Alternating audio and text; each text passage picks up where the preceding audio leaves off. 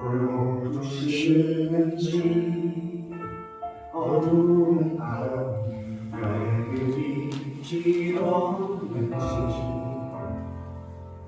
나를 고독하게 나를 낮아지게 세상 어디도 지낼 곳이 없게 하셨네.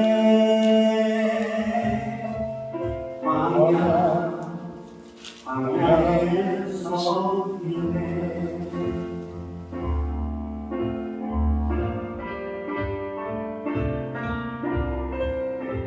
주님만 내 도움이 되시고 주님만 내 빛이 되시고 주님만 내 친구 되시는 광야.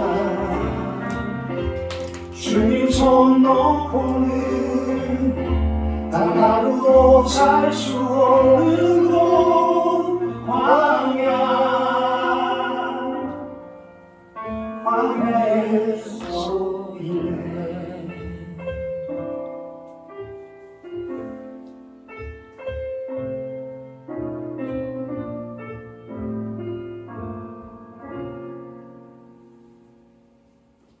왜 나를 깊은 어둠 속에 홀로 두시는지 어두운 밤을 왜 그리 길었는지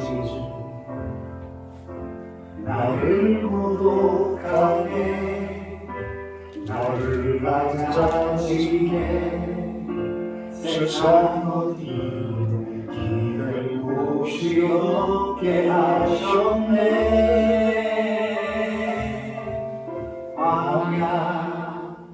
광야에서 있네.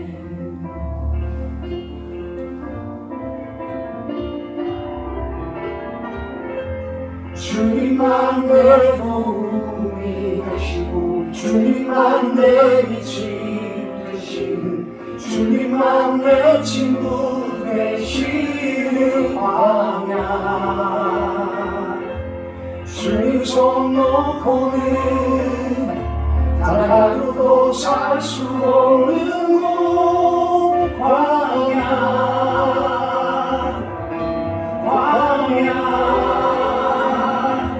주께서 나를 사용하시어 나를 더 정결케 하시어 나를 택하여 보내신 그곳 광야. 성령이 내 영을 다시 태어나게 하는 곳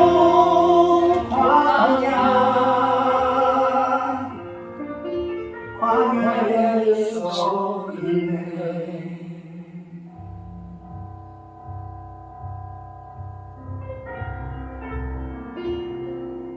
내 자가 산산이 깨지고 높아지려 했던 내 꿈들도 주님께 내려놓고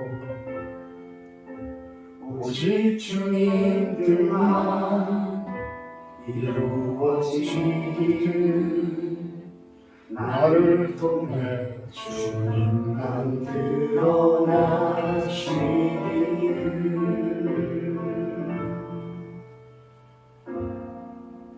광야를 지나며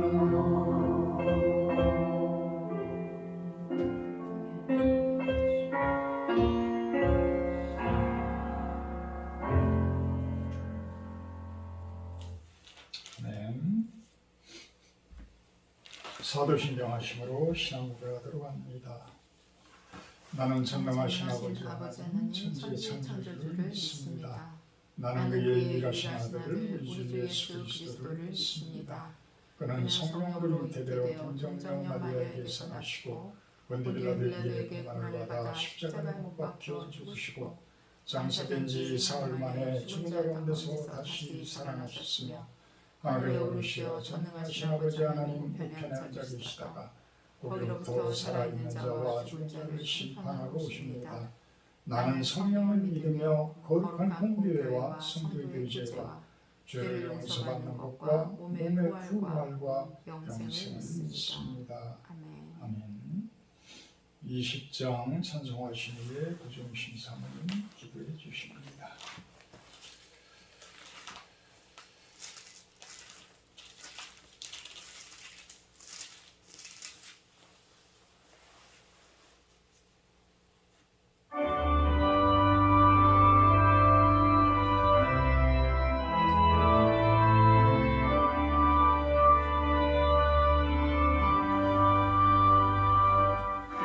영광 중에 계신 주 나 찬송합니다.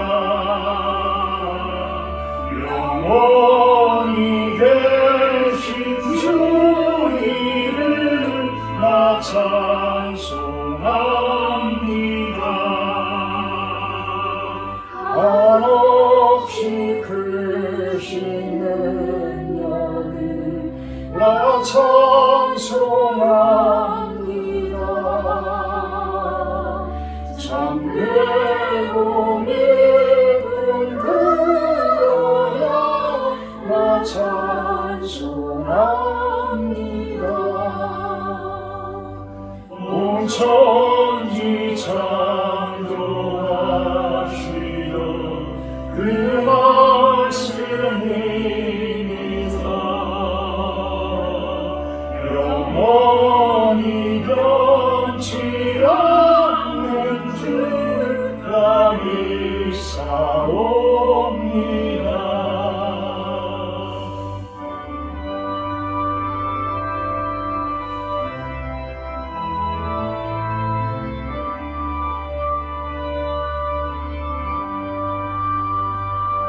그 온유하신 주성 날 불러주시고 그 품에 품어주시니 나 찬송합니다.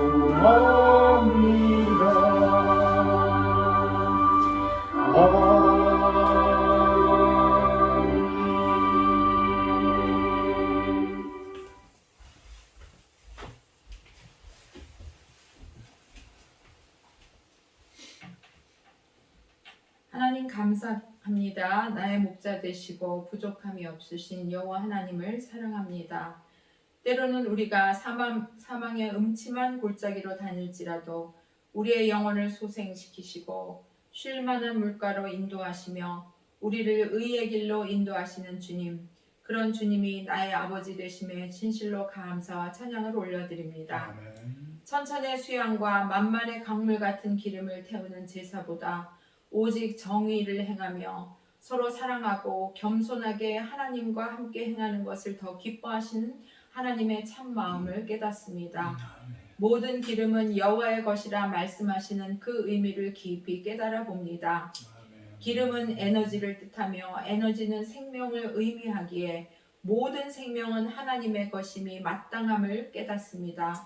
오늘 이 시간 우리가 예배를 통해 성령의 기름 부으심을 구하오니 하나님의 에너지와 생명을 저희들에게 충만하게 부어주시기 원합니다. 아멘. 무릇 지킬 만한 것보다 마음을 지키라고 하신 주님, 우리 안에 실패와 좌절, 불안과 낙담 등 부정적인 모든 악한 생각을 예수 이름으로 차단합니다. 하나님이 우리에게 주시는 생각은 평안이요 재앙이 아니라 미래를 향한 소망을 주시는 것이라 말씀하셨습니다. 이 시간 질병으로 말미암아 어려움 가운데 있는 성도들과 지체들을 위해 기도합니다. 이 질병의 풍랑으로 인하여서 더 깊이 하나님을 만나고 성령의 충만하심으로 우리의 질고를 친히 담당하신 예수 그리스도의 십자가를 붙들고 일어설 수 있게 인도해 주시옵소서. 또한 다음 세대를 믿음으로 세우고자 오늘도 말씀을 살아내는 믿음의 1세대를 축복하시고 사랑하는 자녀들에게 믿음을 유산으로 물려줄 수 있는 저희들이 되어질 수 있도록 인도해 주시옵소서. 아멘. 미래를 준비하는 자녀의 취업의 문제를 놓고 수로보니게 여인처럼 간절한 마음을 하나님께 올려드리는 그 기도와 귀한 생명을 얻기 위해 간구하는 눈물의 기도를 들으시고 가장 좋은 곳으로 응답하시는 하나님, 또 그 하나님을 경험할 수 있게 인도해 주시옵소서. 아멘. 실로원 교회를 축복하시고 교회가 기도와 말씀으로 충만한 그리스도의 몸된 전이 되어지게 인도해 주시옵소서. 아멘. 사랑하는 목사님, 성령의 기름 부으심으로 충만케 하시고 늘 말씀과 기도로 충만케 하셔서 단위에서 태어나는 말씀의 능력을 더 부어주시고 오직 복음만이 증거되어지게 인도해 주시옵소서. 아멘. 소망 가운데 러시아 연해주를 품게 하신 하나님, 먼저 기도로 여리고성을 돌듯 하나님의 때가 이를 때까지 기도로 그 땅을 정복할 수 있도록 인도해 주시옵소서. 기도 외에는 이런 류가 나갈 수 없다고 하신 주님, 그 땅을 품으며 그 땅의 죄악을 회개하고 어둠의 역사와 견고한 진을 파는 역사가 아버지 저희들에게 있기를 원합니다. 아멘. 또한 이 지역사회에 믿지 않는 많은 영혼들이 마음문을 열고 복음을 받아들이는 귀한 역사가 있게 하여 주시옵소서. 아멘. 오늘도 예배를 통해 주의 음성을 듣고 또 말씀이 우리의 심령 가운데 살아 역사하는 시간 되어지기를 소망하오며 존귀하신 예수 그리스도 이름으로 감사하며 기도합나이다. 아멘. 아멘.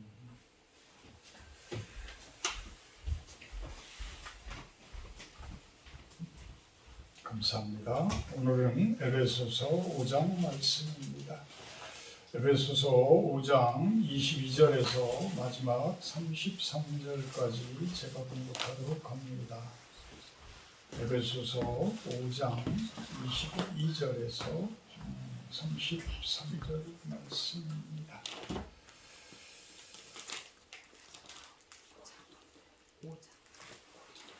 아내들이여 자기 남편에게 복종하기를 주께 하듯 하라. 이는 남편이 아내의 머리됨이 그리스도께서 교회의 머리됨과 같으니 그가 바로 몸의 구주시니라. 그러므로 교회가 그리스도에게 하듯 아내들도 범사에 자기 남편에게 복종할지니라. 남편들아 아내 사랑하기를 그리스도께서 교회를 사랑하시고 그 교회를 위하여 자신을 주심같이 하라.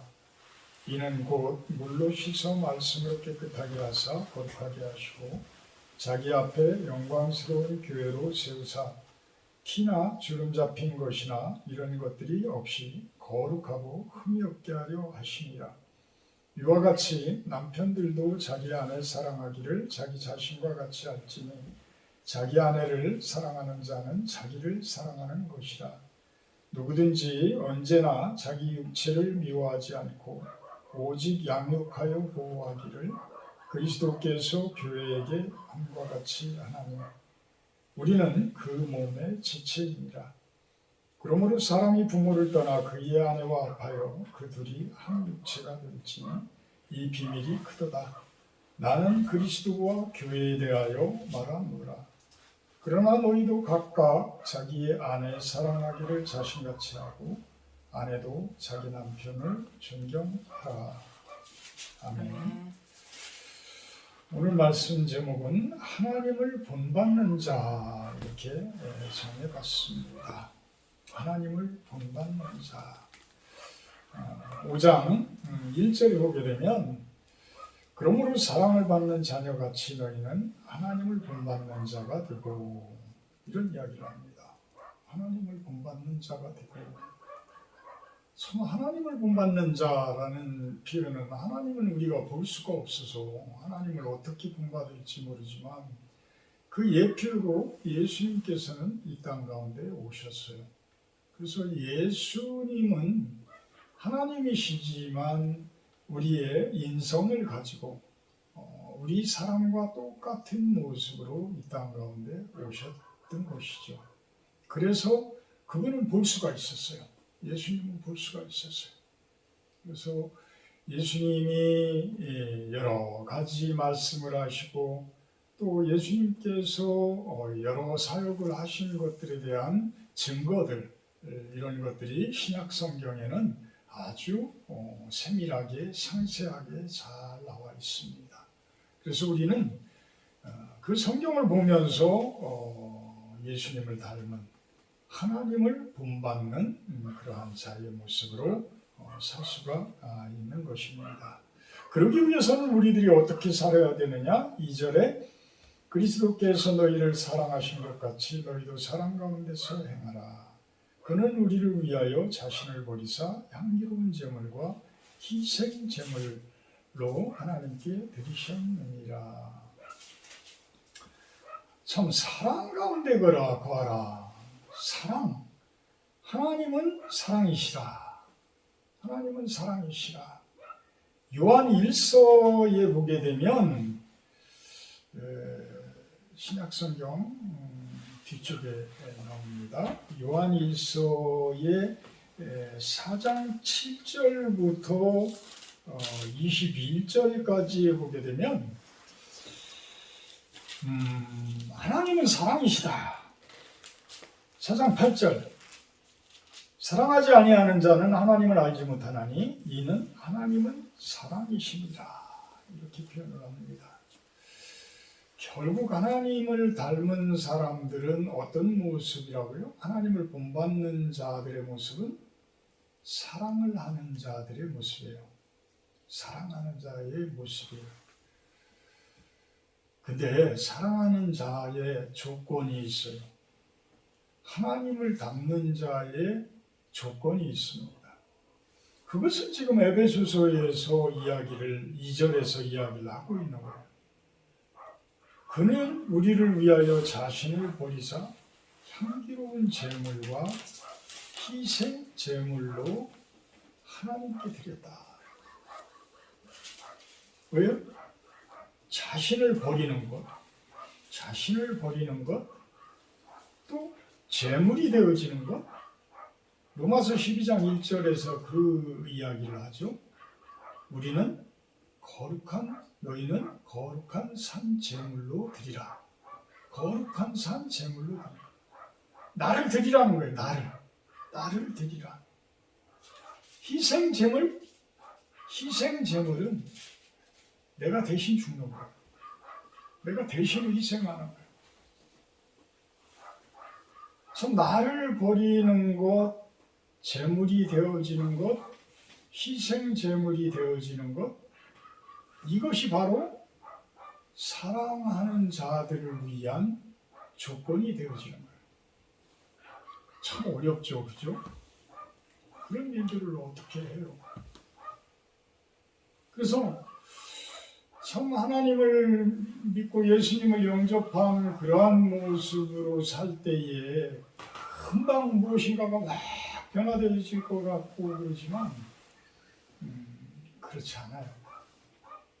참 오랜 시간 동안 하나님을 향해서 걸어가야만 그 일을 이룰 수가 있습니다. 그 과정. 목사님 저 또한 아직도 끊임없이 많은 길들이 남아있어요. 아직도 부족한 점들이 많이 있어요. 그래서 그거를 희생 제물로 드려야 되고 그 부분을 버려야 되고 그 부분을 십자가의 제물로 바쳐야만 되는데 그게 참 쉽지가 않아요. 참 오랜 시간들. 믿음의 선배들이라고 해서 후배들보다 월등하게 그러한 부분들이 뛰어나다? 저는 지난주 이렇게 묵상을 하면서 들어오는 말씀이 순종이었어요. 순종. 모든 믿음, 모든 신앙, 모든 사랑한다? 무엇을 한다? 참 예수님 닮은 사람이 된다. 하나님 닮은 사람이 된다. 그 과정에는 순종이라는 것이 없으면 갈 수가 없는 길이더라. 순종이라는 것이 없으면 갈 수가 없는 길이더라. 이 순종은 얼마만큼 중요하냐. 참 지난 토요일에 대학 그 동기 중에서도 군대를 갔다 온 동기들이 7명인가 됐는데 그 동기 중에 한 명의 아들이 이제 결혼을 해서 그 결혼식을 서산에서 해서 서산을 갔어요. 그랬더니 참 오랜만에 여러 친구들 또 후배들도 또 우리가 복학해서 들어가게 하니까 이제 81학번들하고 같이 공부를 했는데 그 81학번 중에서도 친하게 지냈던 그 후배들도 그렇게 반가워하고 또 오지 못했던 친구들은 또 어떻게 또 카톡으로 연락이 와서 또 나한테 참 어떻게 지내시느냐고 연락도 오고 참 좋은 시간이었습니다. 그런데도 안타까운 것은 두 친구가 몸이 상당히 안 좋은 것을 보고 마음이 아팠어요. 한 친구는 거기 오지를 못했고 위암 수술을 받고 지금 여기 정안 저수지 있는 부분에 전원주택을 사서 그곳에서 혼자 지낸다고 합니다. 그래서 한번 찾아가겠노라고 했더니 답변이 그렇게 뭐 이렇게 그냥 반갑다고만 하고 어서 오라 소리는 안 해서 그냥 기도만 하고 있어요. 근데 그 친구도 참 좋은 친구였는데 그렇게 이제 또 암에 걸려서 또 그러한 광야 생활을 또 하고 있고, 어떤 친구는 참 아들과 며느리가 다 서울대 의대를 나와서 참 의사인데 그 친구가 젊었을 때 신장 이식을 받았어요. 콩팥 이식을 받았는데 그 후로 건강한 사람 것을 받아서 건강하게 잘 지낸다라고 이야기를 해서 그런 줄만 알았는데 이번에 만나서도 건강을 자꾸 물어봐도 잘 지낸다고 그러고 산에도 열심히 다닌다고 그러고 뭐 전혀 건강에는 이상이 없다고 그러는데 내 옆에서 술을 이제 한두 잔씩 먹고 이러면서 흐트러질 때 보니까 이 손에 그 주석바늘 자국이 질비한 거예요. 그러니까 결국은 뭐냐면 신장 투석을 하고 있다라는, 옛날에 걔가 투석을 할 때에 내가 그 모습을 알기 때문에 알아요. 그래서 저 친구가 그러면 이제는 그 나이에 환갑이 이제 훨씬 넘은 나이인데 그 나이에 신장을 누구한테 받을 수도 없고 그래서 아예 그냥 생을 포기하고 사나 그런 생각을 하니까 너무 가슴이 아픈 거야. 너무 가슴이 아픈 거야. 참 그러면서 이제 오늘은 유석영 집사님 그 산에 나무를 좀 비워달라고 그래서 제가 가가지고 이제 잠깐 그 배워주고 나무를 막 이제 차에 싣고 그러는데도 우리 유석영 집사님이 그 얘기를 하시는 거야. 예전 같았으면 제가 이런 거 번쩍번쩍 들어서 싫었는데 참 제가 이렇게 기분이 다 빠져버렸네요. 그러면서 이제 차에서 트럭 타고 이렇게 같이 오면서 제가 이런 얘기 저런 얘기 하니까 김재훈 집사 이야기도 하고 그러니까 참 환갑을 넘었다는 얘기는 이제 하나 둘 고장이 나기 시작을 하는 겁니다. 그런 이야기를 할 때에 수긍을 했어요. 제가 왜 순종 이야기를 하다가 이런 이야기를 하냐면 순종은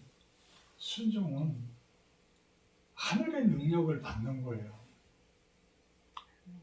내가 자꾸만 버팅기면 나를 자꾸 강조하면 하나님이 주는 것을 못 받아. 그래서 내가 순종한다라는 이야기는 내가 죽는 거예요. 내가 하나님에 대해서 죽고 예수님에 대해서 죽고 아내에 대해서 죽고 아들에 대해서 죽고 자녀에 대해서 죽고 돈에 대해서 죽고 이웃에 대해서 죽고 온 세상에 대해서 다 죽는 거예요. 그게 순종이다. 그 모습이 어떤 모습이냐면 그 모습이 융화되어져서 가는 모습이더라는 거예요.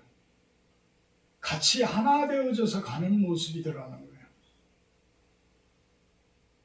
내가 강하면 강할수록 같이 할 수 있는 부분들이 힘들어져요. 융화되어질 수 있는 것들이 힘들어져요. 다 마찬가지예요. 하나님에게도 내가 순종하지 못하면 하나님께 들어갈 수 있는 그 기회가 적어져요. 하나님께서 주시는 그 은혜, 주시는 축복도 내가 받기가 힘들어져요. 그래서 순종이라는 것이 얼마나 소중한 것이고 얼마나 중요한 것인가. 순종은 결국은 믿음이고, 순종은 결국은 기도요, 순종은 결국은 하나님께 받는 축복의 모습이고 감사의 모습이고 은혜를 받는 모습이더라는 거예요. 우리가 그렇다고 해서 바보처럼 어떤 나라는 의식 자체, 하나님께서 주신 달란트인 나라는 그 본연의 어떤 성품조차도 다 사라지라는 이야기가 아니에요. 사라지라는 이야기. 그 순종하는 그 자체가 결국은 하나님의 사랑의 성품인데, 그 사랑의 성품은 없어지는 것이 아니라 은연중에 자꾸만 드러나지는 거예요. 마음이 따뜻하게 드러나지고 서로 포근하게 드러나지고 서로가 감싸 안아주는 모습이 되어지고 서로가 위로해주는 그러한 모습이더라는 거예요.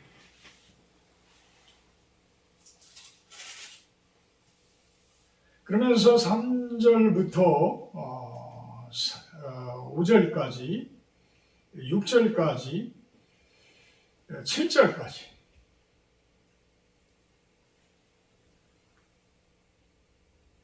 순종하지 못한 자들에 대한 이야기를 해나갑니다.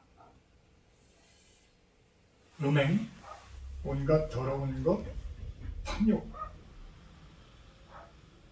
누추함, 어리석은 말, 희롱의 말,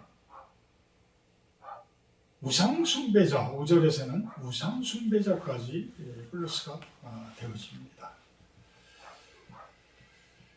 이러한 자들은 5절 끝에 보면 그리스도와 하나님의 나라에서 기업을 얻지 못하리니 이렇게 이야기를 합니다. 이 더러운 것, 누추함, 어리석은 말, 희롱의 말, 우상숭배, 이것은 순종하는 사람은 이 길을 갈 수가 없어요. 자신을 내세우는 사람들이 가요. 자기 고집대로 하는 사람들이 그 길을 가요. 순종하는데 그 길을 가겠어요? 순종한다라는 이야기는 하나님의 말씀대로 산다라는 뜻인데, 근데 이것이 억지로 될 수가 없어. 억지로 될 수가 없어.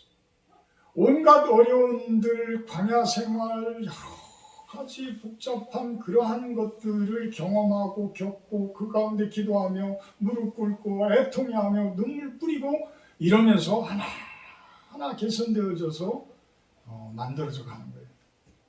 그것이 생활이 되어지고 그것이 삶이 되어질 때에 하나님의 기업을 얻는 자들의 모습이 되게 됩니다. 그래서 6절에 하나님의 진노가 불순종의 아들들에게 임하나니 그러므로 그들과 함께하는 자가 되지 말아라, 이렇게 이야기를 합니다. 불순종의 아들들, 이러한 자들이 바로 불순종의 아들들이다. 4절에 보면 누추함이라는 표현까지도 하게 됩니다. 어리석은 말, 희롱의 말. 순종한다고 해서 진짜 궁색하고 누추하고 이런 모습으로 사는 것은 하나님의 기업을 받지 못하는 자라고 이야기를 해요. 어떤 분들 보면 그냥 그것이 그 궁색한 모습, 그 누추한 모습이 오히려 하나님께 잘하는 순종하는 모습이다라고 이야기를 하는데 성경에서는 그렇게 이야기를 하지 않죠. 누추함, 어리석은 말. 또 희롱의 말은 우리가 말 가운데에서도 상대를 아프게 하는 말들, 농담 삼아 하면서 어떤 가시가 되어져서 상대방을 힘들게 하는 말들, 이런 것이 오히려 독이 될 수 있다. 그래서 유머를 한다든지 어떤 이런 것들도 참 조심해서 해야 된다. 8절에는 너희가 전에는 어둠이더니 이제는 주 안에서 빛이라. 빛의 자녀들이다. 하나님은 빛이시라. 요한일서 1장 5절의 이야기. 오늘 에베소서 말씀에서는 요한일서의 그 말씀들을 많이 이야기를 하는 것 같습니다. 하나님은 사랑이시라. 하나님은 빛이시라. 사랑, 빛. 하나님을 본받는 자들은 이러한 모습, 사랑이 있는 모습, 빛의 자녀의 모습, 어두운 곳에 있는 모습이 아니라는 거예요. 밝은 곳에 있는 모습이라는 거예요. 빛의 열매는 모든 착함과 의로움과 진실함에 있다. 진실함에 있다.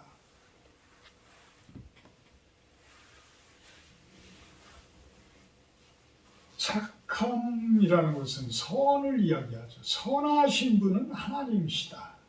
선하신 분은 하나님이십니다.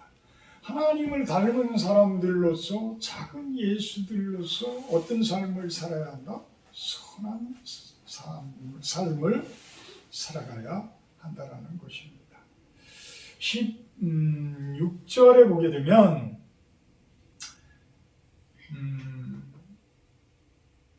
11절에 보게 되면 너희는 열매 없는 어둠의 일에 참여하지 말고 도리어 책망해라. 16절에 세월을 아끼라. 때가 악하니라.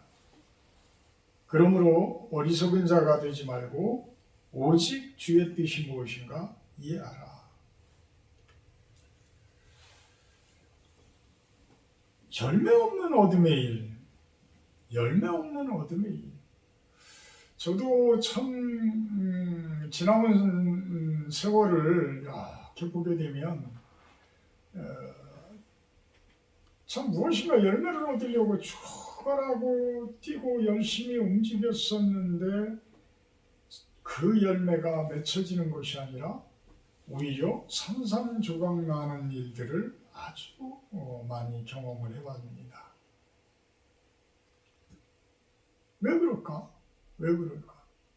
그만큼 열심히 하고 열심히 살고 열심히 생활했는데 왜 좋은 열매들이 안 맺히고 왜 다 오히려 산산조각이 났을까?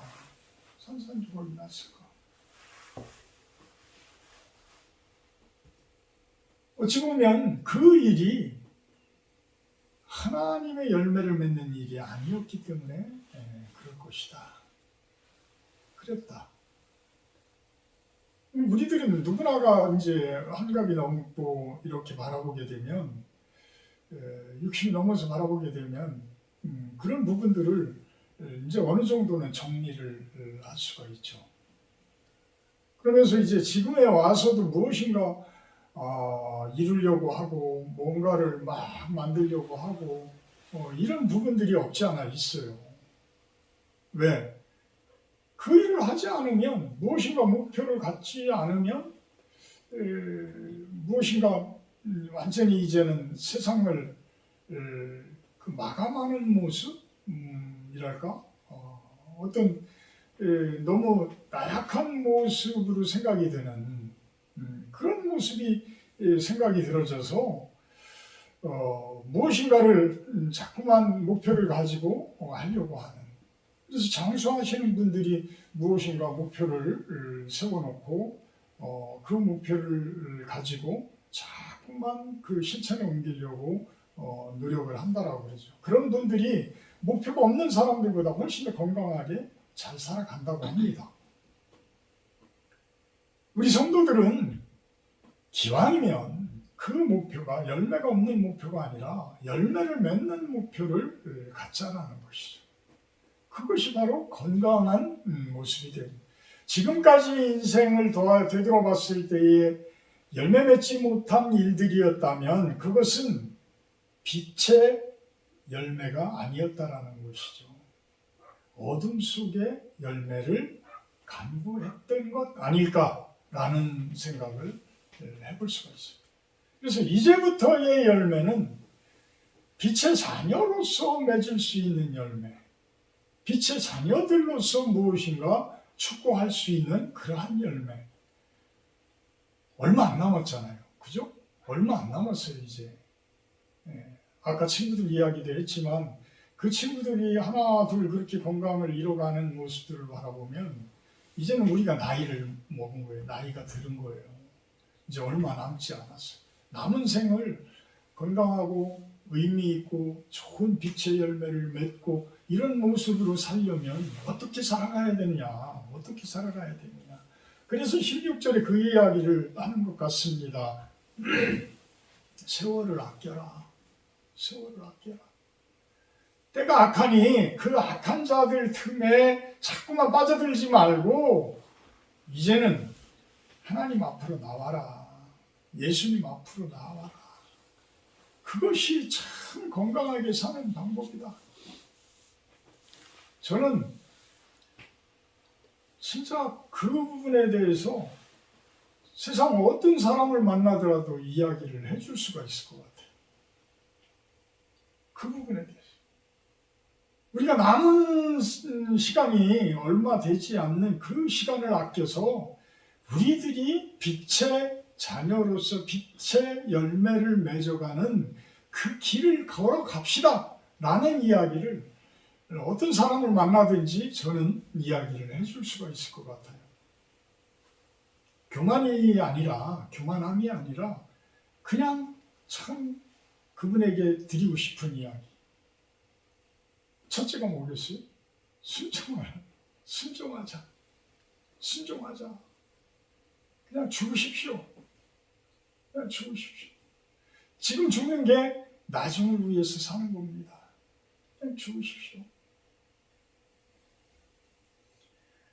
18절에 보면 술 취하지 말라 이는 방탕한 것이니 오직 성령으로 충만함을 받으라. 술 취하는 모습, 술 취해서 그 몽롱한 모습으로 흥청망청 방탕한 그러한 모습을 보이지 말라라는 이야기. 오히려 성령 충만한 모습이 되어져라. 세월을 아끼라는 거예요. 세월을 아끼라. 술 취해서 흥청망청 보낼 그런 시간이 없다. 그런 시간이 없다. 20절, 21절 보면 범사에 항상 아버지 하나님께 감사하며 그리스도를 경외함으로 피차 복종하라. 감사, 복종, 범사에 항상. 이 이야기가 결국은 순종하라는 얘기, 순종하라는 이야기. 순종하라. 순종을 하면 하나님께 감사할 수 있어요. 아주 작은 것에도 감사할 수 있어요. 아주 참 힘든 것에서도 복종을 할 수가 있어요. 가장 복종하기 힘든 게 뭔지 아세요? 가장 힘든 게? 가장 가까이 있는 사람이 말도 안 되는 소리를 할 때 복종하기가 가장 힘들어요. 사실. 그래서 지금 22절부터 가정에 대해서 이야기를 해요. 지금 5장 22절부터 6장 9절까지는 가정에 대해서 이야기를 해요. 이 가정이 얼마나 중요한지 그 가정에 대해서 이야기를 쭉 해나갑니다. 왜 가정에 대해서 이렇게 강조를 할까? 한번 살펴보도록 합니다. 아내들이여 자기 남편에게 복종하기를 주께 하듯 해라. 25절에 남편들아 아내 사랑하기를 그리스도께서 교회를 사랑하시고 그 교회를 위하여 자신을 주심같이 해라. 이 대목을 이야기를 하게 되면 서로가 자기 유익한 쪽만 이야기를 해요. 유익한 쪽만. 근데 제가 이 성경 구절을 몇 번 되지 않지만 주례할 때 제가 주례사에 꼭 여기 에베소서 5장 이 부분을 제가 성경 구절을 읽었습니다. 자, 복종한다. 남편에게 복종한다. 참 남편은 아내 사랑하기를 그리스도께서 교회를 사랑하신 만큼 사랑을 해라.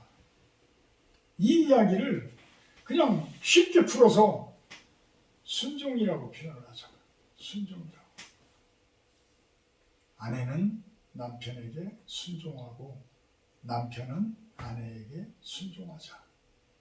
순종하자. 옳고 그름은 하나님이 판단하신다. 하나님이 판단하신다. 참 어려워요. 가장 가까이 있는 사람이 어려워요. 근데 왜 이 이야기를 하느냐면 32절에 보게 되면 그런 이야기를 해요. 이 비밀이 크도다. 나는 그리스도와 교회에 대하여 말하노라.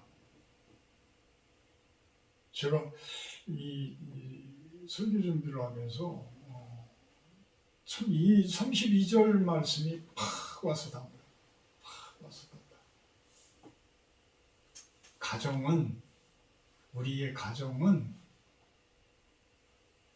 교회의 가장 기본단이다. 교회의 가장 기본단이다. 우리 가정은 그 모습이 되어야 돼. 우리 가정은 그 모습. 거의 20년 전부터 우리는 가정 예배를 일주일에 한 번씩 드렸었죠. 그 가정 예배가 큰 변화를 가져왔어요. 제가 목사가 된 것부터가 그만큼 큰 변화를 가져온 거죠. 그만큼 힘이 돼요. 그만큼 엄청난 능력이 되어져요. 완전히 가정이 바뀌어요. 가정에서 예배를 드릴 수 있는 그 모습. 그 과정까지는 참 수십 년이 흘렀지만 참 어려운 과정들이지만 그 가정에서 예배를 드리게 되어지게 되면 그곳이 교회가 되어져요. 예수님의 몸이 되어져요. 예수님의 거룩한 몸이 되어져요. 예수님의 거룩한 마음이 되어져요. 예수님의 마음이 가정에 채워져요. 참 하나님을 믿고 순종한다라는 그 부분은 우리가 죽을 때까지 하나님 만나러 가는 그날까지 우리가 모진 발버둥과 모진 진짜 그 애절한 몸부림 이런 것들이 계속 요구되어져요. 사실은 계속 요구되어져요. 우리가 부족한 사람들이기 때문에 우리 사람들은 다 부족한 사람들이기 때문에 완전한 것을 만들 수가 없어. 사람이 하는 일들은 완전한 것을 만들 수가 없어. 그 구멍이 뻥뻥 난 그 모습 가지고서는 서로가 아무리 합쳐도 완전한 뭔가를 만들 수가 없어요. 그 머리 좋다고 하는 그 사람들이 다 모여서 정치를 해도 얼마나 허점투성이들이에요. 우리같이 좀 모자란 사람들이 봐도 구멍이 뻥뻥 나는데 사람들의 모습이 이런 모습이다. 그런데 성령의 충만한 모습이 되어지고 예수님 닮은 사람이 되어지고 예수님의 마음으로 채워진 분들을 보면 거의 구멍이 없을 정도까지 보여지잖아요. 그렇게 참 존경할 만하고 이런 분들이 계시잖아요. 그분들도 완전하다고 할 수는 없지만 그러면 그분들은 무엇으로 채워진 거예요? 우리의 부족한 부분들을 성령께서 채워주신 거죠. 그리스도의 마음으로 채워주신 것이고 그리스도의 육신으로 채워주신 거예요. 29절에 보면 누구든지 언제나 자기 육체를 미워하지 않고 오직 양육하여 보호하기를 그리스도께서 교회에게 함과 같이 하나니. 자기 육체를 미워하지 않고 오직 양육하여 보호하기를 그리스도께서 교회에게 함과 같이 하나니. 우리는 그 몸의 지체입니다. 어떤 우리 육신적인 몸까지도 거룩한 그리스도의 몸이 되어야 한다. 거룩한 그리스도의 교회가 되어져야 한다. 거룩한 그리스도의 지체가 되어져야 한다. 우리 몸이 거룩한 지체가 되기 위해서는 그리스도께서 함께 하시는, 예수님께서 함께 하시는, 성령님께서 함께 하시는 영으로서 우리 안에 들어와 계실 때에 우리 마음이 예수님의 마음으로 점점 변해지는 것이고 우리의 몸 또한 그리스도의 몸으로 점점 변해진다라는 것이죠. 그래서 우리들이 예수님을 믿고 하나님을 받아들이는 삶이 얼마나 소중한 삶인가? 그 삶이 얼마나 건강한 삶인가? 그 거룩한 삶이 얼마나 거룩한 행복의 모습일까? 참 여러 가지 삶을 살면서 기도할 거리들이 많이 있죠. 그렇지만 지치지 말으셔야 돼요. 우리는 지칠 이유가 없어요. 우리는 평생 해야 할 것이 기도야. 평생 해야 할 것이 축복이야. 평생 해야 할 것이 감사야. 평생 해야 할 것이 그분을 위한 나의 순종이고 희생인 거죠. 그 삶을 살아가는 것. 서로가 그 모습이 되어질 때 아주 거룩한 교회가 되어지는 것이고 그 모습이 또한 거룩한 가정의 모습이 되어져요. 가정교회의 모습이 되어지는 거예요. 모든 가정들이 교회가 되어진다. 그렇게 설교하시는 목사님 계시잖아요. 그래서 그 가정이 교회가 되어지는 거예요. 가장 기본 단위의 교회다. 부부가 가장 기본 단위의 교회다. 그곳에 예수님께서 동행하시는 부부의 그 복음자리. 가장 좋은 그러한 삶이 아닐까.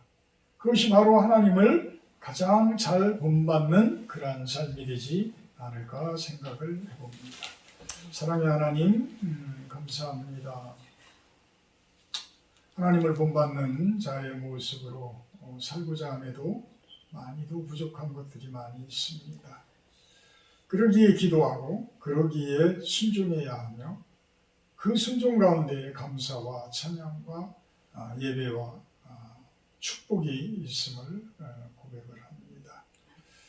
하나님, 우리 가정을 교회로 세워나가게 하여 주시옵소서. 우리 성도님들 모든 가정이 교회가 되어지게 하여 주시옵소서. 예수님의 이름으로 기도합니다. 아멘. 559장 찬송하신 후에 주기도문으로 마치도록 합니다.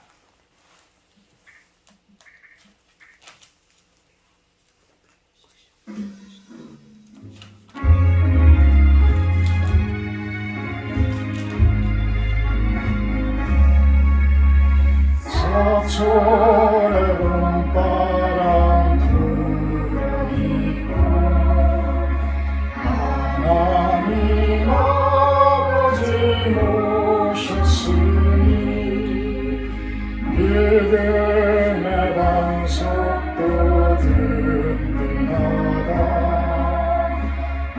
우리 집 즐거운 농산이야. 고마워라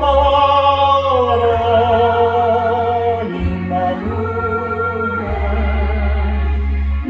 예수만 섬기는 우리 집. 고마워라 임마누엘.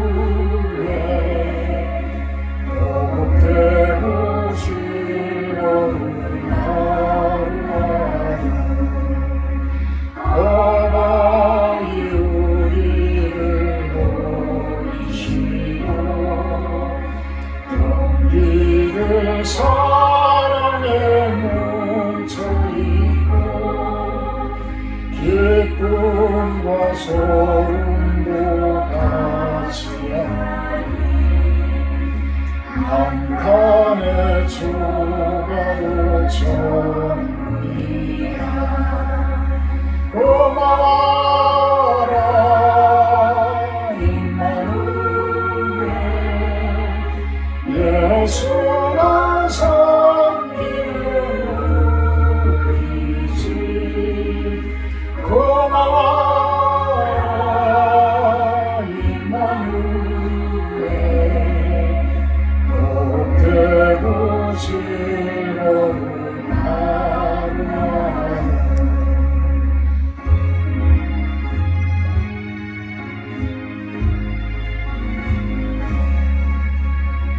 아침과 저녁에 수고하여 다같이 일하는 온 식구가 항상에 불러서 먹고 마셔. 여기가 우리의 낙원이야. 고마워라 임마누엘. 예수만 섬기는 우리 집. 고마워라 임마누엘. 복되고 즐거운 하루하루.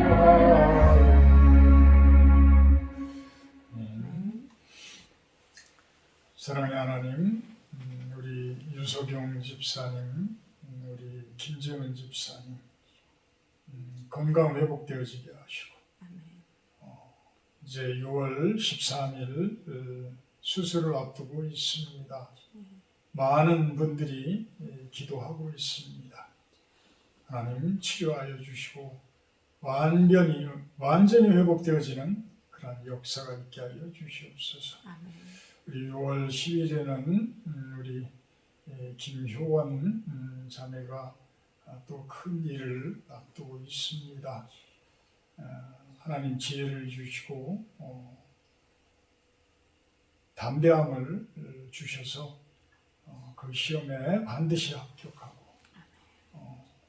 그 뜻을 이뤄나가는 그러한 자매로 주님께서 세워 주시옵소서.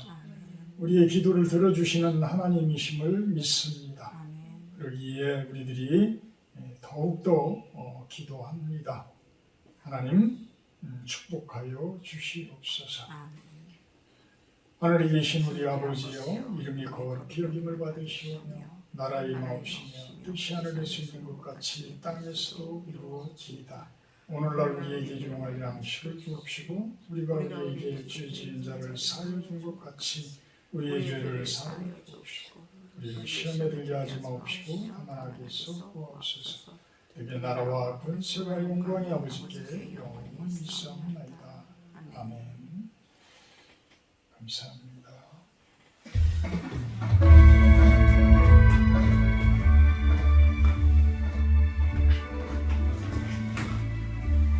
감사합니다. 예배 마쳤습니다.